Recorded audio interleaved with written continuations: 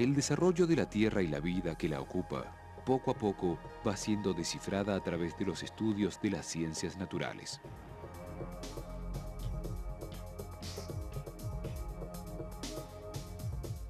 Modernos métodos de investigación permiten reconstruir en gran medida esa lejana historia que se mide en millones de años.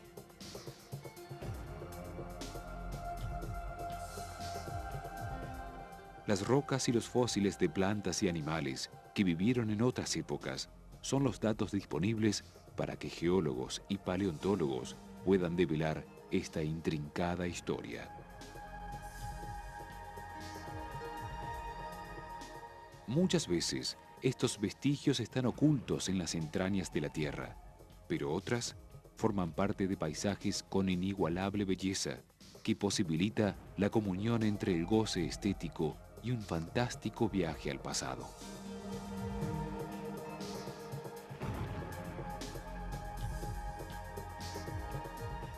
Estudios realizados han delimitado con cierta precisión las eras y períodos de evolución del planeta y sus habitantes. No obstante, debido a los 5.000 millones de años que se analizan, hay muchos capítulos que yacen abiertos a la investigación. Uno de ellos es el período Triásico, y por ello la importancia del Parque Provincial Izchigualasto, pues este período está aquí casi completamente a la vista.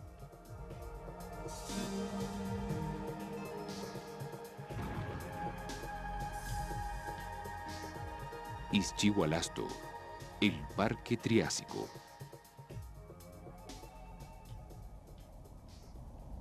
El Parque Provincial Izchigualasto está ubicado en el noreste de la provincia de San Juan, en la República Argentina, limitado en parte con la provincia de La Rioja.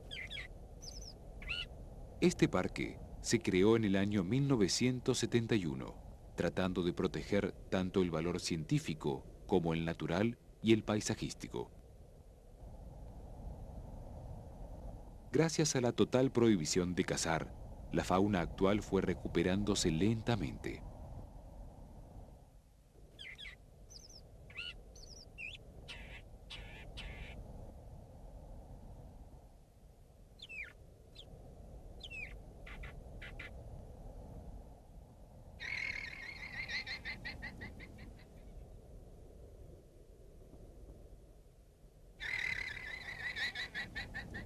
Esta zona es parte de un área mucho más extensa, que trasciende los límites de San Juan, alcanzando la región de Talampaya, en la provincia de La Rioja, uno de los escenarios más bellos de este país.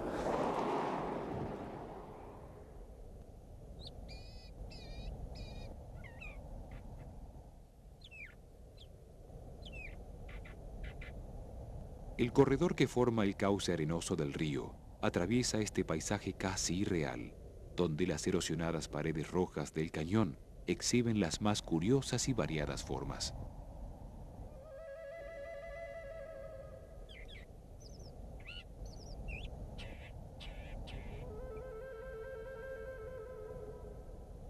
Izchigualasto y Talampaya forman en conjunto parte de una antigua cuenca de unos 6.000 kilómetros cuadrados.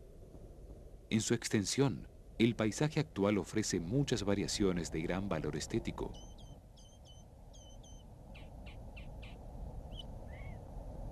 Esta es una de las regiones más áridas y desérticas de la República Argentina, con temperaturas que alcanzan los 45 grados centígrados en verano y los 10 bajo cero en invierno. Por ello, la vegetación está ampliamente adaptada para sobrevivir en estos sectores. Algunas especies características son la jarilla, el retamo, el espinillo y la brea.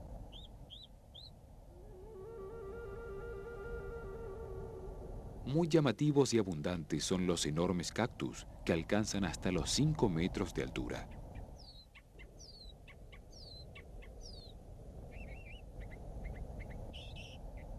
La rigurosidad del clima ha erosionado las rocas, formando curiosas figuras que la imaginación del hombre ha bautizado con distintos nombres.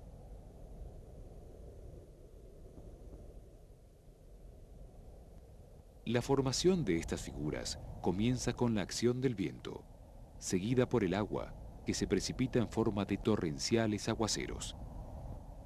De este modo, el paisaje se va modelando en un proceso tan lento que dura millones de años.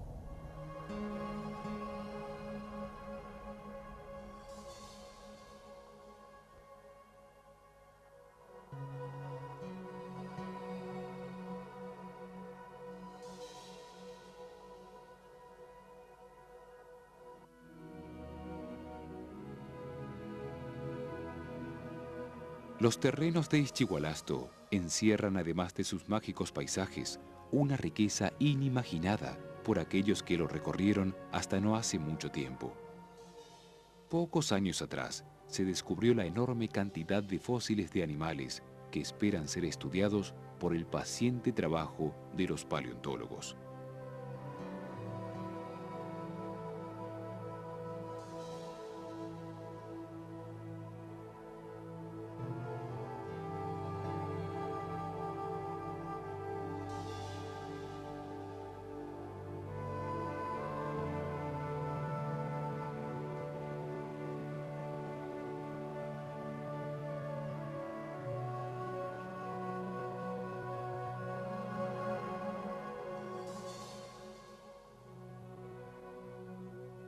Estos fósiles son los que constituyen la base del inmenso valor científico de esta región, cuya responsabilidad de custodiarlo le corresponde al Museo de Ciencias Naturales de la Universidad de San Juan, dirigido por el licenciado Alfredo Moneta. El paleontólogo, según algunos, es un hombre de dos mundos. Es decir, con un pie pisa el escenario, la Tierra, donde se desarrolla un gran drama, que es el drama de la vida. Este drama de la vida no ha comenzado ahora, sino que ha comenzado hace millones y millones de años. Y precisamente la tarea del paleontólogo, a través de la búsqueda, hallazgo, extracción y estudio de los fósiles, es desentrañar esa larga historia de la vida.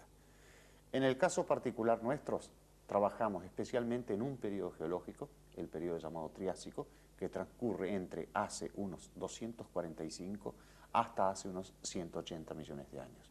Una duración aproximada entonces de unos 60 millones de años. En este periodo Triásico están sucediendo dos cosas fundamentales para la historia de la vida. En primer lugar, están apareciendo, surgiendo los primeros mamíferos. Y en segundo lugar, ya comienzan a transitar la Tierra los primeros dinosaurios. Precisamente Ischigualasto es uno de los lugares del mundo donde la presencia de los dinosaurios y de los premamíferos ha sido fehacientemente comprobada. Y es por eso que casi todos los paleontólogos del mundo tienen los ojos puestos en Ischigualasto, porque ahí podemos encontrar la clave del inicio de los mamíferos y la clave del triunfo de los dinosaurios que van a dominar la Tierra durante 150 millones de años a partir de ese momento.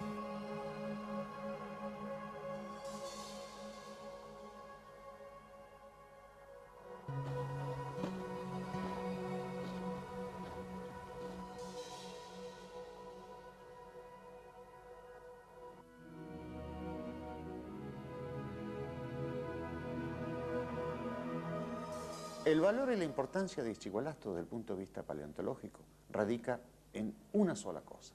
En primer lugar, es el único lugar en el mundo donde a lo largo de aproximadamente 100.000 hectáreas tenemos casi todo ese periodo geológico llamado Triásico en superficie, a la vista, capa por capa, sin perderse ni un momento de ese enorme periodo geológico. Y como en ese periodo geológico están sucediendo esas dos cosas importantes que mencionábamos al principio, el surgimiento de los primeros mamíferos y de los primeros dinosaurios, el estudio de los restos que de ellos encontremos nos va a permitir averiguar dos aspectos muy importantes para la historia de la vida sobre la Tierra. En primer lugar, ¿por qué los dinosaurios triunfaron sobre los mamíferos que ya existían junto con ellos? ¿Y por qué los mamíferos fueron eclipsados? ¿Por qué no pudieron evolucionar? Los mamíferos recién evolucionan cuando se extingue el último dinosaurio. Y ahí en pocos millones de años los mamíferos evolucionan rápidamente, ocupan todos los nichos ecológicos dejados vacíos por los dinosaurios y se convierten en los reyes del planeta. La difusión de los numerosos hallazgos ha colocado a la Argentina en una posición de vanguardia en el Cono Sur dada la calidad y cantidad de animales encontrados. Hasta la década del 70, todos los descubrimientos de dinosaurios y de otra fauna, como tortugas, cocodrilos, aves y mamíferos, eran generalmente hallados en el hemisferio norte. Hoy, el mundo científico sabe que las conclusiones no se pueden obtener en base a una sola región, pues la fauna y flora de todo el planeta se vincula entre sí. Existen muchos misterios por resolver, y aquí, en Ischigualasto, puede estar la llave que abra el camino hacia varias respuestas, especialmente el origen de los dinosaurios. Este paraje desierto, donde alguna vez corrieron caudalosos ríos, con grandes lagunas rodeadas de helechos y árboles parecidos a las coníferas, representa una radiografía viva de la historia del mundo. En principio, es muy importante conocer que estos terrenos están constituidos por varias formaciones geológicas que representan y contienen fósiles de diferentes épocas. Como todos los años, durante el otoño, el equipo de paleontólogos del museo, cuyo director de campaña es el Dr. William Sill, doctorado en la Universidad de Harvard, comienzan los trabajos de campo que habrán de durar varias semanas. Bueno, aquí estamos mirando el contacto entre la formación Los Rastros y la formación Ischigualasto. Esto representa el periodo Triásico, que empezó más o menos 250 millones de años atrás. Aquí, justamente en esta zona, hemos sacado una fecha radioactiva de 228 millones de años. Este periodo representa el comienzo de la vida de los reptiles, los dinosaurios. El dominio de los dinosaurios empieza aquí. Por eso es un periodo de tiempo sumamente importante en la historia de la vida, porque fue el dominio de los dinosaurios que ocupaba todo el Mesozoico, los 150 millones de años de duración. Y aquí miramos la geología, que a la vez representa el medio ambiente de la época. Ahí en la formación Los Rastros se ve un color verde, marrón, amarilla, y el medio ambiente era de pantanos, lagunas, con mucha vegetación, inclusive hay mantos de carbón ahí, muy poca vida animal terrestre, algunos anfibios gigantes que eran características de la época. Terminado el ciclo o climático o tectónico, no estamos seguros cuál era, hubo un cambio grande representado por los sedimentos blancos, que es la formación Ischigualasto. Aquí, los sedimentos blancos representan una planicie de inundación al lado de ríos con pequeñas lagunas, también mucha vegetación, pero tierra seca, muy propicio para la vida de los animales de la época.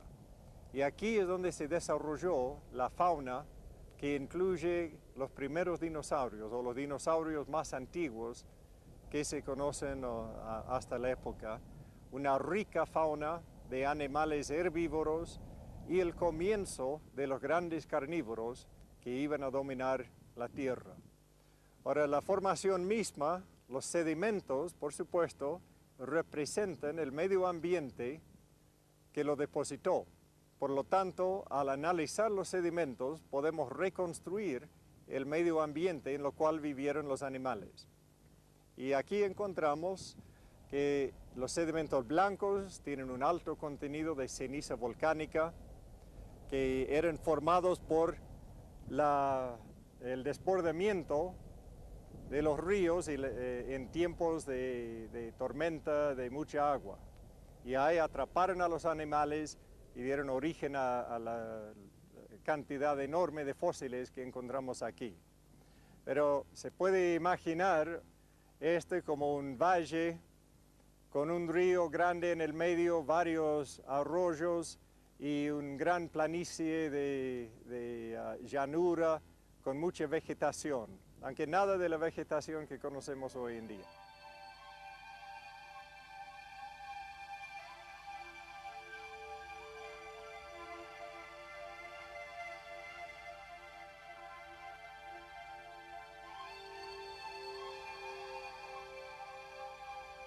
Aquí vemos la parte superior de la formación Ischigualasto y la transición a otro cambio grande que empieza la formación Los Colorados, que representa también un cambio en el ambiente de sedimentación, que también podría haber sido probablemente por cambios climáticos, porque como se dará cuenta, la formación Los Colorados es una arenisca colorada causado por el óxido de fragmentos de hierro en el suelo, que indica que los sedimentos estaban mojados y se secaron rápidamente.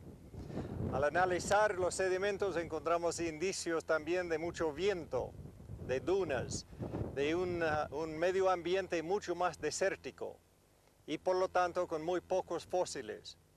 Más arriba hay algunas partes que tienen un sedimento fino, indicando lagunas pequeñas y corrientes de agua temporaria, y ahí sí encontramos fósiles. Y lo interesante es que ahí empieza el dominio total de los dinosaurios. Ya han desaparecido casi todos los terápsidos, los reptiles mamíferoides.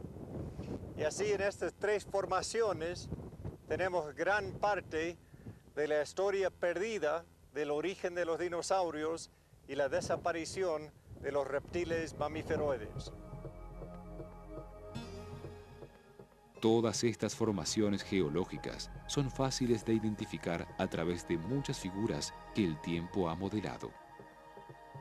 Así, por ejemplo, la formación Los Rastros se ve claramente representada en la figura conocida como el submarino, por su aspecto de nave con dos torretas.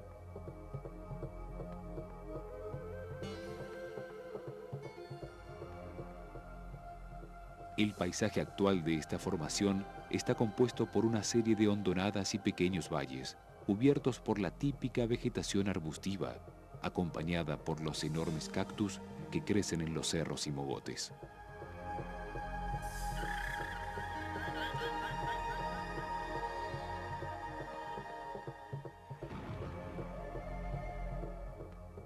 En ciertos sectores se intercalan capas de carbón vegetal, que representan los restos de vegetación que rodearon las lagunas y pantanos.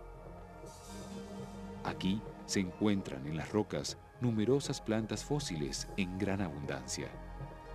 En cambio, con respecto a los animales, solo se han hallado unos pocos restos de anfibios y otros ejemplares poco estudiados.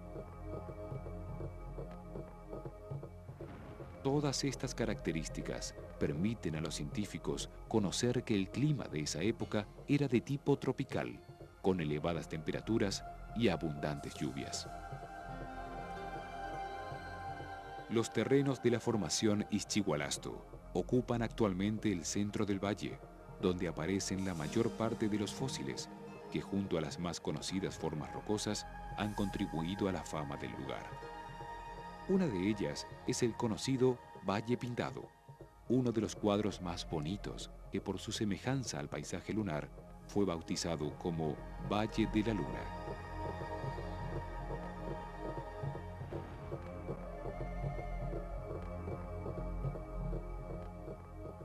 El llamado hongo es también otra geoforma que pertenece a esta formación.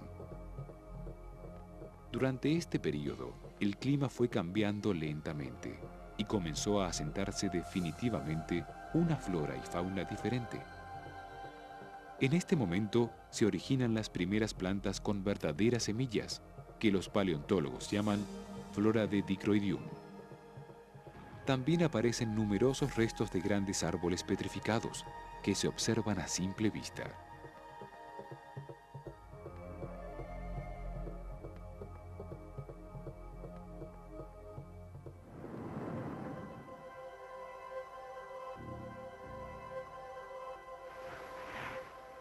En el centro de interpretación, esta maqueta representa los terrenos de Ischigualasto, los cuales aportan la mayoría de los fósiles, como los sinodontes, que junto a otras especies forman parte de los llamados reptiles mamíferoides. Durante este periodo, muchos pantanos se han secado. Aunque todavía persisten temperaturas tropicales, las precipitaciones ya son más escasas. La variación del clima se va acentuando hasta el comienzo de la última formación de edad triásica, los Colorados. Formando el límite norte del valle, esta formación se presenta con imponentes y hermosas barrancas de 100 a 200 metros de altura. Desde estas barrancas coloradas se desprenden por millones pequeñas esferas llamadas concreciones, que son arrastradas por los cursos de agua, tapizando extensas superficies del valle. Con esta formación culmina una etapa de la historia de estas regiones. Oscar Alcover, otro de los paleontólogos del equipo, devela algunos interrogantes. Es difícil imaginarse que esto hace 230 millones de años era un valle regado por grandes ríos y en donde vivía una prolífica fauna en ese momento de dinosaurios y de toda una serie de reptiles primitivos. Todo esto que suena como una cosa así ocurrida es en realidad el producto de muchos años de estudio geológico. Nosotros acá hemos podido determinar que durante el periodo Triásico todo esto fue un gran valle. Un valle que comenzaba probablemente en las cercanías de Villa Unión, en La Rioja, y se prolongaba prácticamente hasta lo que es actualmente Valdecitos, o quizás un poco más allá hasta Valle del Rosario. Es decir que prácticamente un valle de casi 200 kilómetros de largo y probablemente no tenía más de 100 kilómetros de ancho. Ese valle generalmente estaba regado desde el oeste, es decir, los grandes ríos tenían proveniencia del oeste. Eso también lo hemos podido medir con estudios geológicos, es decir, que los ríos venían desde el oeste, es decir, la cadena montañosa estaba mucho más al este de lo que es actualmente la cordillera de los Andes, ¿no? Es decir, era un cordón montañoso que hoy no existe. Ese cordón montañoso era el que producía los grandes ríos que regaban el valle. Pero esas condiciones no fueron absolutamente constantes durante todo el Triásico. Es decir, que esas montañas alguna vez estuvieron expuestas, algunas veces estuvieron no expuestas, y esa sucesión de exposición y no exposición es lo que ha determinado distintas formaciones. Por ejemplo, cuando las montañas no estaban, los ríos llegaban a este lugar prácticamente sin desnivel y prácticamente terminaban acá. Es decir, que todo esto se convertía en una gran serie de zona de lagos y de deltas también, ¿no? Entonces esta zona no era propicia para el desarrollo de grandes comunidades de animales. Entonces los animales en ese momento estaban en otra parte. Por eso es que aquí encontramos solamente, en el caso de la formación Los Rastros, solamente indicios de lagos y de deltas y de plantas nada más. Luego, cuando las montañas aparecen de nuevo, que es el caso ahora de la formación Ischigualasto, hace 230 millones de años, vuelve a producirse todo ese régimen de ríos y de valles en donde vivía la comunidad faunística acá adentro. Por eso es que aquí encontramos la gran cantidad de restos fósiles de vertebrados, ¿no? Si nosotros vemos hacia el horizonte, podemos ver una serie de capas. Todas esas capas nos están indicando momentos de aluvionamiento, es decir, después de grandes lluvias, los ríos se desbordaban y te generaban esos estratos, es decir, que eso nos permite a nosotros saber qué es lo que pasó año tras año en estos casi 5 o 6 millones de años que demoró la depositación de todo esto que se llama la formación Ischigualasto.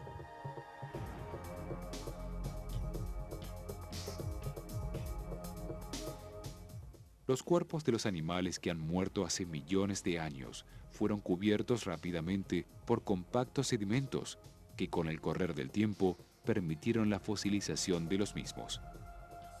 La piedra reemplazó al hueso y dejó impresa su forma, brindando la información necesaria para conocer casi todo sobre ellos. Más tarde, un levantamiento del terreno y el desgaste de las rocas que lo cubrían permitió al fósil elevarse hasta la superficie, tal cual hoy se los encuentra. El hallazgo ya depende de los afinados ojos de los inquietos buscadores. La tarea de prospección, exploración y extracción de fósiles es una tarea pintoresca y a la vez complicada. Requiere mucha paciencia y tener lo que los paleontólogos llamamos el fosiltropismo positivo. Es decir, el paleontólogo debe adquirir la astucia, la habilidad que le permita discernir que está en presencia de un fósil y, una vez constatada su presencia, el valor y la importancia del mismo. Es tal la riqueza de Ischigualasto que, con relativa suerte, en una campaña de 20 días se pueden localizar entre 200 y 300 restos fósiles.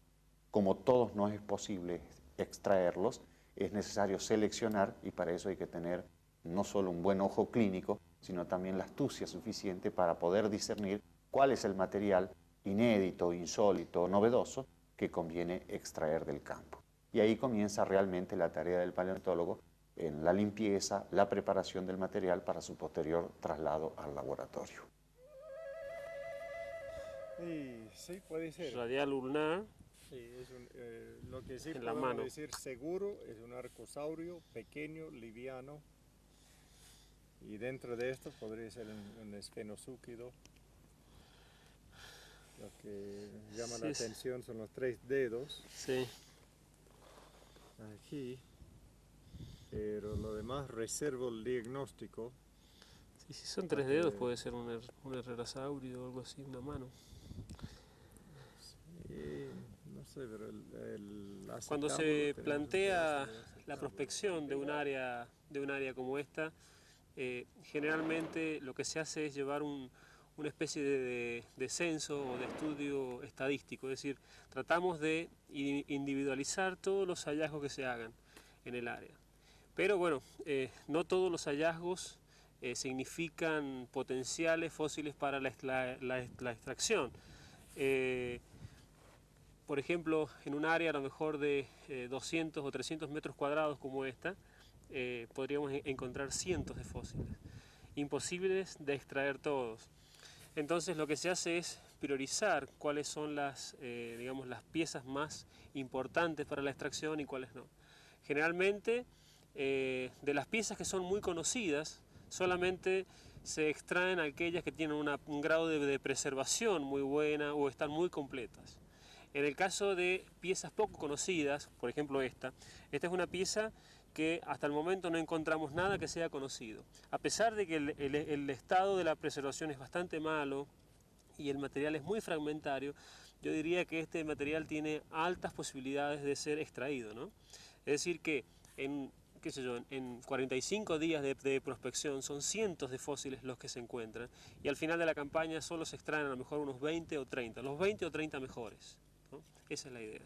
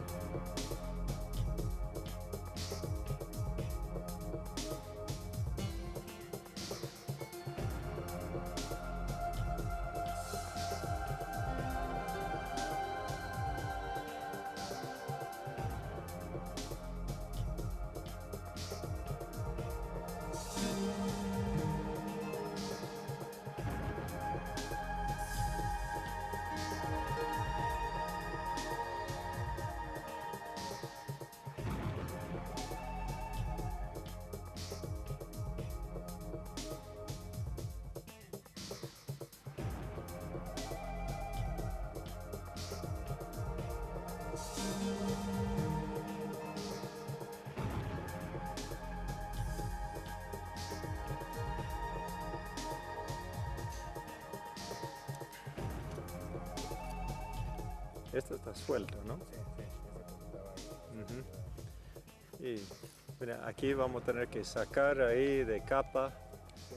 Juntamos todo allá primero. Porque aquí hay algo, ¿eh? Sí, eso es un fósil, por eso ahí tiene la acá.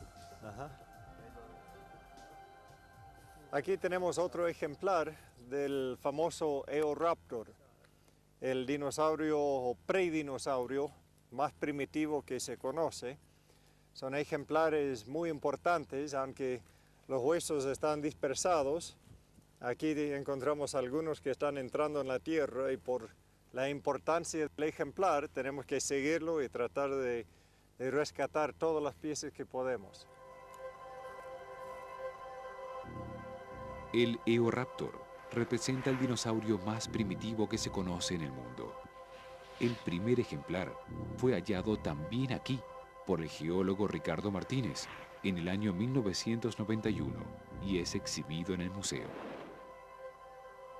Eoraptor poseía muchas características anatómicas que hicieron de los dinosaurios un grupo tan exitoso que dominó la Tierra durante 140 millones de años. Por ejemplo, la reducción de dedos en las extremidades y los huesos ahuecados que alivianaban su peso.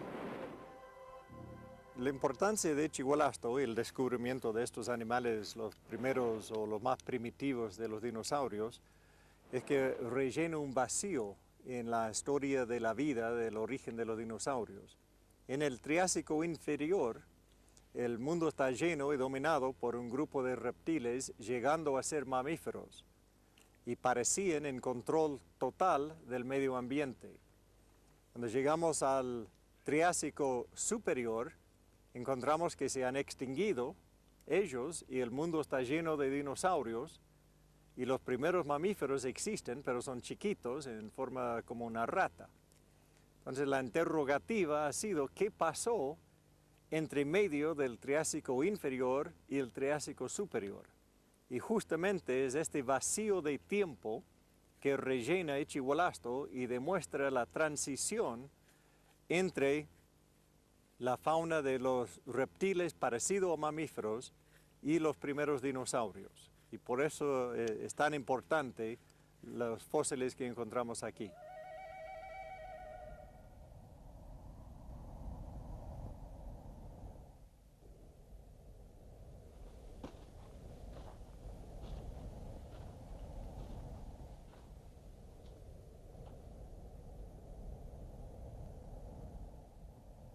En el caso de que quisiéramos extraer este fósil, bueno, lo primero que tenemos que hacer es tratar de cuantificar el hallazgo, quiere decir tratar de, con un pincel, tratar de sacarle todo el sedimento blando que pueda tener por arriba.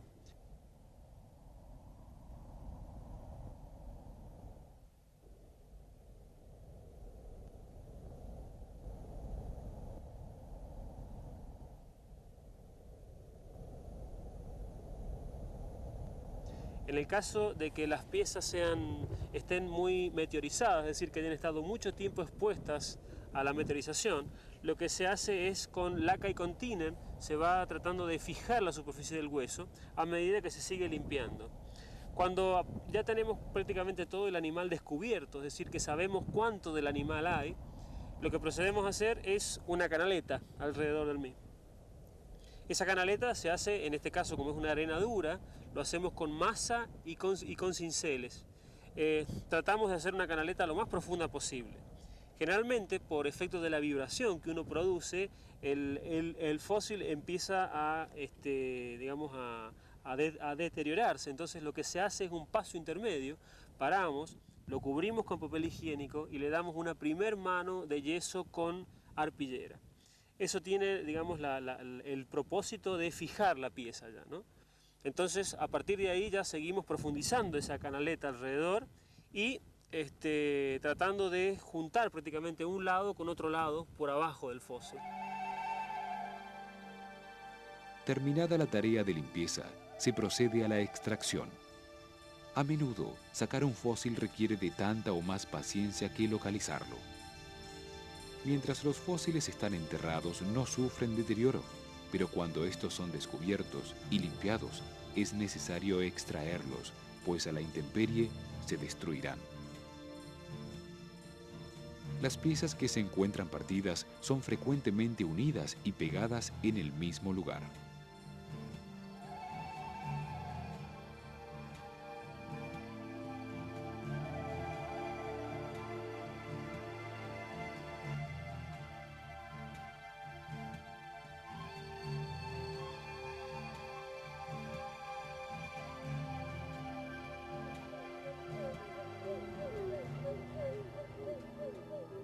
A medida que se va limpiando el fósil y se va cortando la roca, se lo va cubriendo con papel higiénico o un papel muy delgado, embebido en agua, y luego se cubre toda la parte superior del fósil con tela arpillera o una tela común embebida en yeso con agua.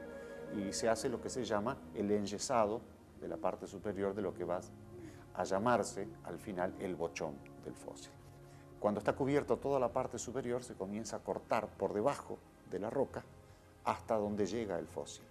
Cuando el yeso ha fraguado, que puede demorar 1 o 2 días según la temperatura ambiente, se procede a dar vuelta el fósil y se repite la tarea de embebido en papel y enyesado hasta que el resultado final es un bochón de yeso envuelto en arpillera que cubre totalmente al fósil. Si el fósil es demasiado grande, en el caso de algún dinosaurio, algún carnívoro grande como nos ha tocado en algunos casos, se procede a cortarlo en trozos para poder facilitar su traslado por problemas de tamaño y de peso. Una vez enyesado el bochón, se lo numera, se lo anota en el libro de campo y la tarea de campo ha terminado. El paso siguiente consiste en el traslado desde el sitio donde se lo halló hasta el campamento. A veces es muy fácil porque los vehículos pueden llegar casi hasta el mismo lugar y a veces es muy difícil porque se lo suele encontrar en la ladera de un cerro o en algún lugar donde los vehículos, por más doble tracción que tengan, no pueden tener acceso. En ese caso, lamentablemente hay que transportarlo a mano, se hacen angarillas y como por lo general las personas que intervienen en el campamento son varias, a veces son necesarios 7, 8 o 9 personas para trasladarlo, a veces trayectos cortos, a veces trayectos de 1 o 2 kilómetros, lo cual lleva a veces hasta 3 días para esa corta distancia. Luego que está en el campamento se agrega a los demás fósiles que se han colectado y al final de la campaña se traslada todo en un camión o camioneta o vehículo especialmente acondicionado, todo hasta el museo, es decir, es un viaje en este caso de 330 kilómetros.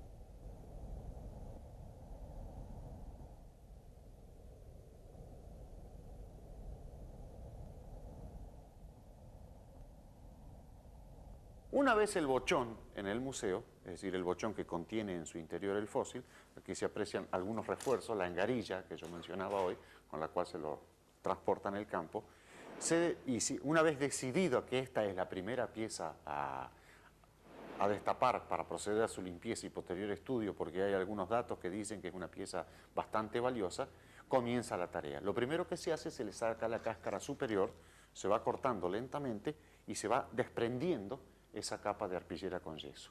Una vez desprendida, pasamos a la segunda etapa. Aquí tenemos otro bochón con otro material, pero que sirve para el caso. Aquí ya se ha procedido a destapar la parte superior del bochón y se ha comenzado a limpiar el material. En este caso se trata de un cerritosáurido, es decir, digamos una especie de pariente de los viejos cocodrilos que vivían en los lagos y pantanos de esa zona. Se puede apreciar aquí en el cráneo un hocico muy aguzado, tipo cocodrilo, un cocodriliforme, le dijimos en el campo en su momento. Esto ya está limpiado, esto ya fue publicado en el meeting de Seattle de octubre del año pasado, porque era una primicia, era una novedad, y comienza el trabajo fino de limpieza antes de seguir escarbando. Aquí tiene los miembros posteriores totalmente doblados, plegados, se pueden apreciar perfectamente los huesos de las patas, que se van desprendiendo lentamente de la roca. Cuando la pieza está desprendida y hay que comenzar con un trabajo mucho más delicado, se pasa a otra etapa donde ya se trabaja con binocular, es decir, con una lupa que va permitiendo ajustar los detalles y comienza el proceso de limpieza pieza por pieza. Y el objetivo final es lograr destapar, descubrir totalmente el hueso, de manera a poder estudiar todos sus detalles morfológicos, poder decidir no solo de qué animal se trata, sino cuáles eran sus características.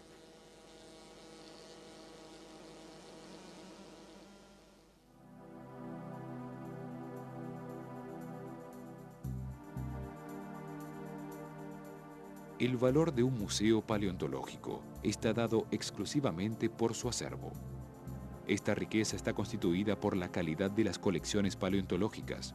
Cuanto más piezas originales existan, más importante será la colección.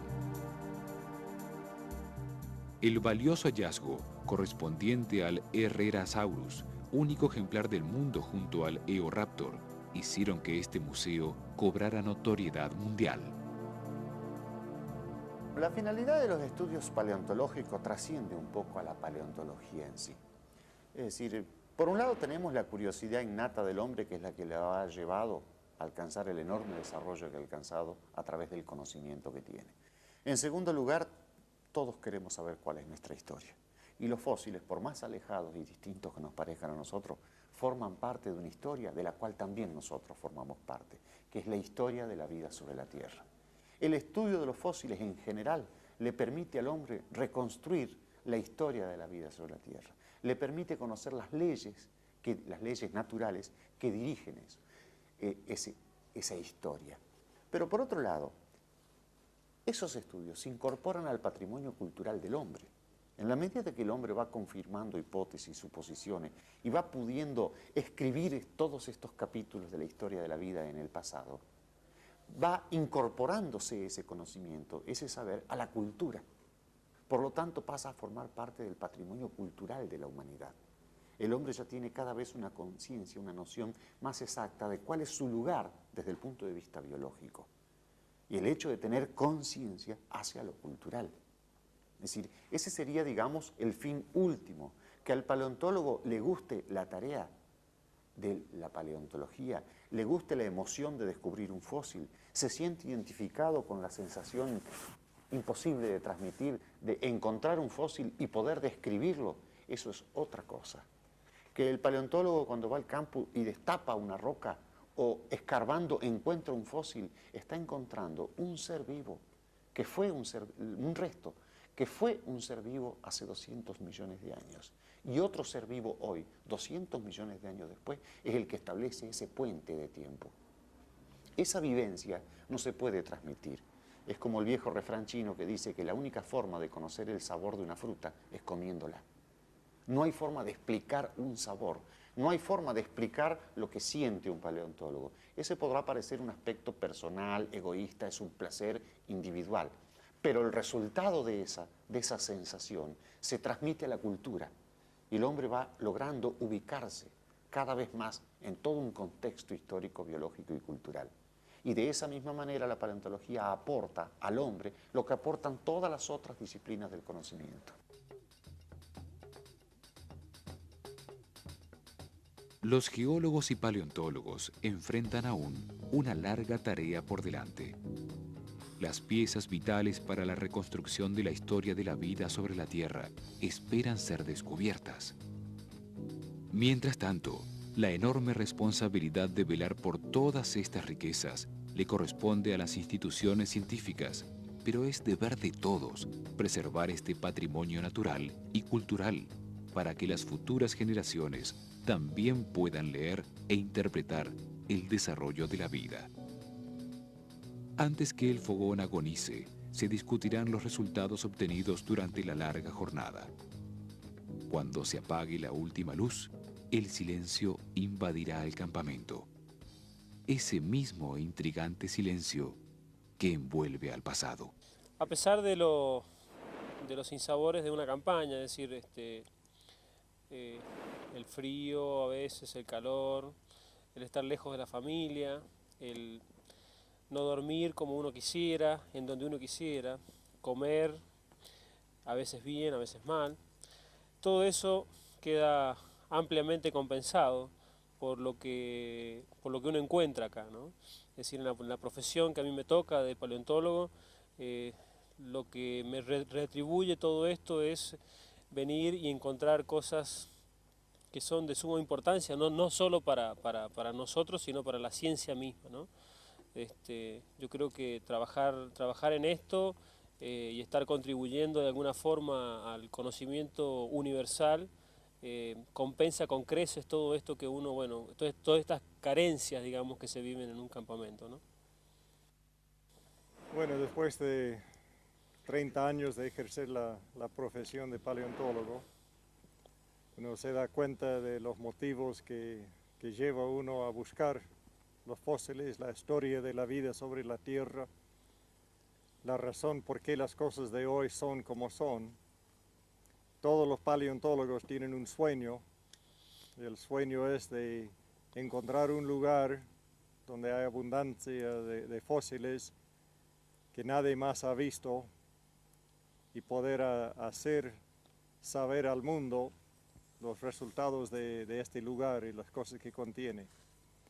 Este fue el sueño del doctor Alfredo Romer en el año 58, un hombre notable por su trayectoria como paleontólogo, a los 64 años llegó a cumplir con el sueño de todos los paleontólogos y encontrar un valle lleno de fósiles, todos nuevos para la ciencia.